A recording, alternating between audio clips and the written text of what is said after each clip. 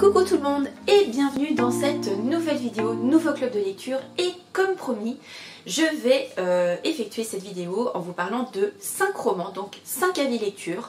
Donc j'espère que tu vas bien, j'espère que tu es prêt ou prête. Installe-toi confortablement avec un plaid, une boisson chaude, bref. On est ensemble pour quelques dizaines de minutes pour que je te parle donc de ces 5 livres. On va commencer tout d'abord par le dernier roman écrit par Jeanne Ellis qui s'intitule Du chaos au sommet. Si tu m'as suivi dans la dernière vidéo ou si tu me suis sur Insta, tu sais que ce livre-là est un tome 2. C'est un tome 2 en fait où on va retrouver un témoignage d'une famille qui est touchée par la maladie de Huntington. Donc avec ce deuxième roman, c'est vrai qu'on part, je dirais, de la fin du premier, c'est-à-dire qu'on a laissé la famille, parce que c'est le papa qui est touché par la maladie, on a laissé la famille un petit peu en mode détresse, colère, parce qu'en fait, ils se sentent un peu démunis face à tout ça, ils sont pas forcément accompagnés, etc. Donc on les laisse là-dessus, et juste pour te redire, le premier tome s'intitule De colère et d'amour. Voilà. Celui-ci, donc, on va retrouver bien sûr les membres de la famille, donc les 2 parents et les 2 enfants, mais surtout ce deuxième tome va plutôt, même si on est toujours en roman choral avec un chapitre avec la voix d'un des membres de la famille, on va surtout être axé sur Charline, donc qui est la fille de la famille et qui va en fait se lancer des défis sportifs pour justement je dirais parler de cette maladie et surtout pour que ce soit connu, reconnu, et on va voir en fait au fil des pages que effectivement je dirais elle va remplir ce défi, ce challenge, non seulement dans ses défis sportifs et aussi pour faire connaître cette maladie. Et forcément c'est un témoignage, donc un fait réel, enfin voilà, je dirais la vie de personnes réelles, donc c'est d'autant plus poignant, touchant. Moi je remercie vraiment la famille d'avoir partagé tout ça, et je dirais un peu sans filtre, sans tabou. Merci aussi à l'autrice pour avoir retranscrit tout ça. C'est vrai que même à des moments dans le livre, on a des lettres manuscrites, on a aussi des articles de journaux, donc je trouve en plus que ça illustre davantage les propos, etc. Donc vraiment merci à tout le monde pour ce beau témoignage, ce beau livre. Et puis surtout si vous achetez ces romans, donc que ce soit le tome 1, le tome 2 ou les 2 et ou les deux, voilà, il y a une bonne action, c'est-à-dire qu'il y a en fait une partie versée donc pour l'association. Donc voilà, donc si vous avez envie de partager la vie de cette famille, de découvrir tout ça, n'hésitez pas à venir les découvrir. Deuxième roman dont je vais vous parler, c'est celui-ci. C'est La Suédoise de Giancarlo de Cataldo aux éditions Métellier Noir. Déjà je voulais remercier les éditions Métellier de m'avoir envoyé ce livre donc en service presse. Et donc ici, La Suédoise, vous allez, j'irai comprendre très rapidement pourquoi ce titre. Même déjà, la première de couverture a déjà un indice. Et ici, on va suivre Charo. Charo est une jeune femme qui vit dans les quartiers de Rome. Et un jour, elle sort avec son petit copain. Ils sont en train de se promener en trottinette. Et lui va avoir un accident. Sauf qu'il a quelque chose à aller livrer quelque part, donc il va lui demander, il va lui donner son sac à dos en lui disant voilà, tu dois aller à tel endroit, livrer ce qu'il y a dans mon sac à dos. Et en fait, quand elle arrive au lieu de la livraison, elle va s'apercevoir que ce qu'il y a dans le sac à dos, c'est tout simplement de la drogue. Donc forcément, elle est blessée parce que son petit copain ne lui a rien dit, donc elle va couper les ponts, elle va arrêter avec lui. Sauf que je dirais qu'elle a mis un petit peu le doigt dans l'engrenage, et vu sa vie, voilà, elle n'est pas forcément très épanouie, surtout qu'elle elle a sa mère à charge et sa mère est malade, donc elle a besoin de soins et donc d'argent. Et c'est vrai que ces petits travaux, même si voilà, elle est très volontaire, forcément il n'y a pas le même niveau de rémunération. Donc elle va en fait rentrer dans ce monde qu'elle va découvrir petit à petit. Elle va voir effectivement qu'il y a beaucoup de codes, il y a beaucoup d'envie, d'ambition, enfin voilà, c'est assez controversé, hein, tout simplement, voilà, il y a des gangs, voilà, la drogue c'est pas simple, mais il se trouve qu'elle va, j'irais, sortir un petit peu du lot parce que même étant femme, elle va imposer un petit peu, pas ses choix, mais elle va réussir en fait à avoir sa place. Voilà, elle va trouver sa place, tout simplement. Elle va faire aussi plusieurs rencontres. Vous allez voir, il y a plein de choses. C'est vraiment bien décrit. C'est la première fois que je lisais donc cet auteur-là.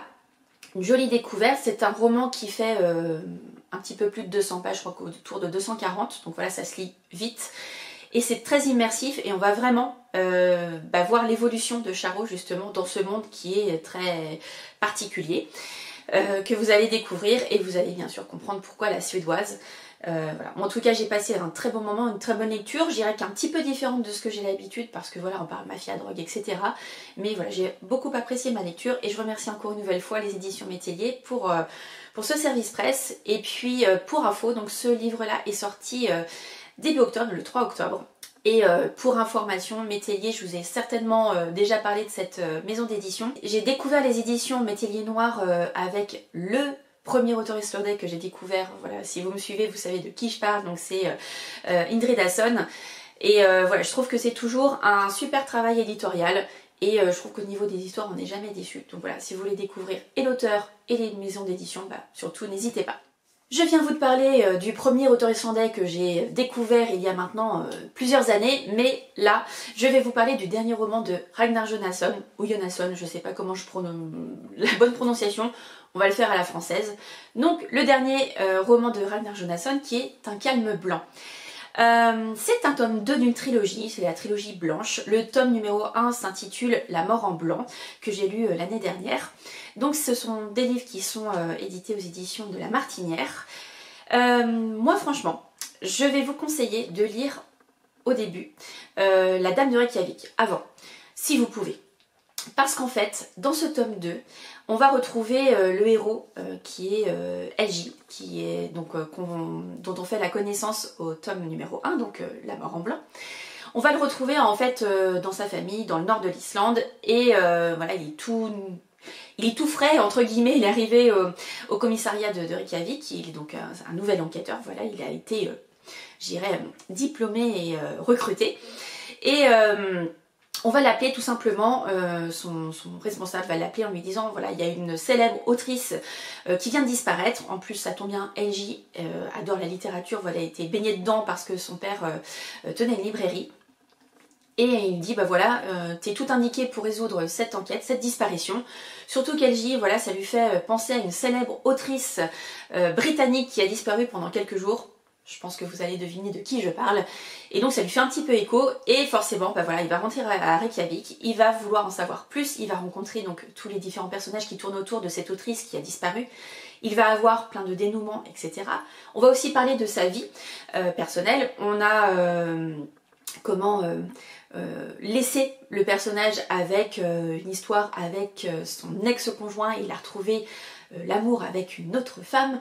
Voilà, bon, désolée pour le spoil si vous n'avez pas lu le tome 1, mais voilà, on retrouve en fait tout ça. Et il se trouve justement qu'il va y avoir une histoire avec son ex qui va être assez angoissante. Et moi, ce que j'aime avec cet auteur, c'est voilà, on a cette ambiance angoissante, on a toujours le fil de l'enquête qui se mêle aussi avec le fil de la vie du personnage principal.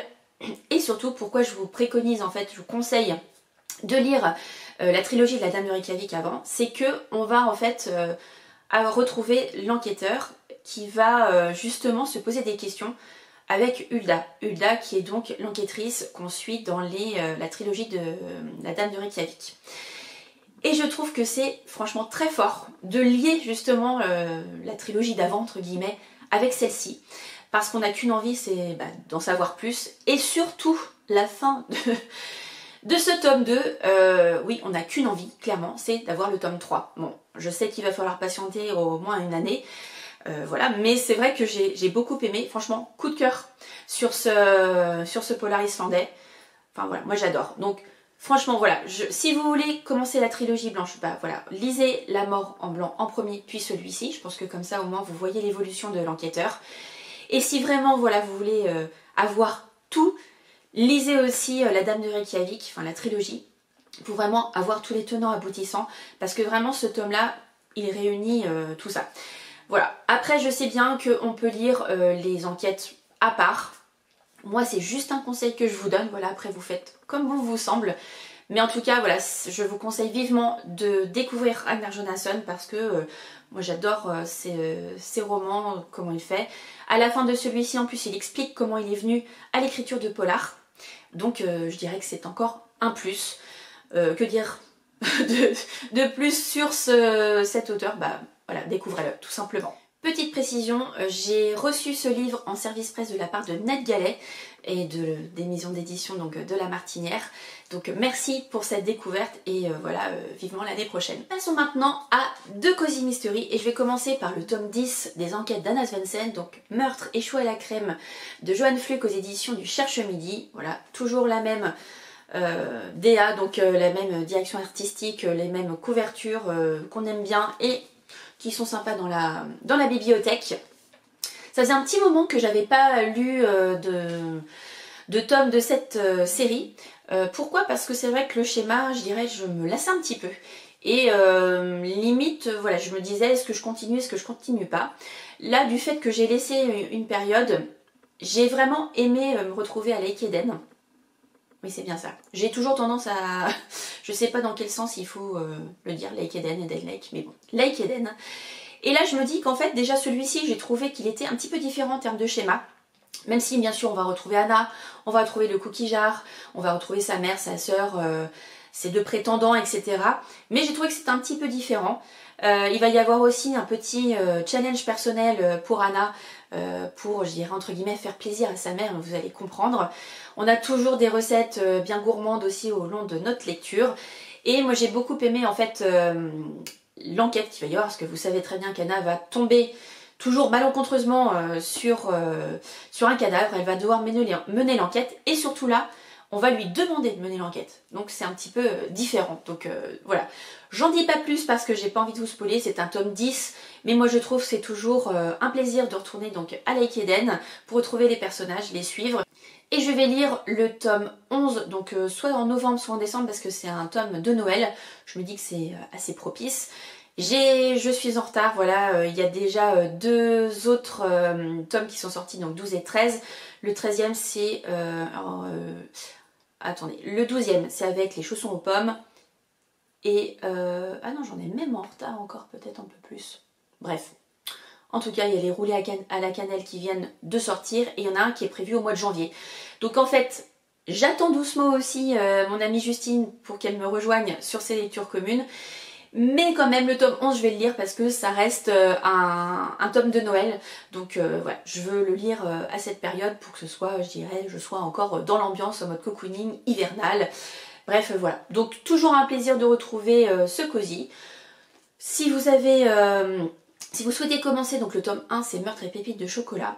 C'est toujours, voilà, un petit moment de gourmandise et un petit bonbon, voilà, un cosy, on est bien. Je termine cette vidéo par un deuxième et dernier Cozy Mystery qui n'est autre que le troisième tome du Cozy Christmas Mystery de Karine Pitoki aux éditions La Bête Noire, donc Robert Laffont. Ce tome 3 s'intitule Le vol du Métropolis et là, on va retrouver tous les protagonistes, donc Joanne, Laurie, mais cette fois à New York. Parce que, voilà, Joanne, on la connaît maintenant depuis, c'est le troisième tome, hein. On sait qu'elle est scénariste, et là, en fait, elle tourne aux États-Unis, et il y a une remise de prix qui va justement se dérouler dans cet hôtel qui est le Métropolis. D'ailleurs, hôtel un petit peu mystique, parce qu'il y a des choses qui vont se passer, vous allez voir, il va forcément y avoir une enquête, mais je vous dis pas sur quoi.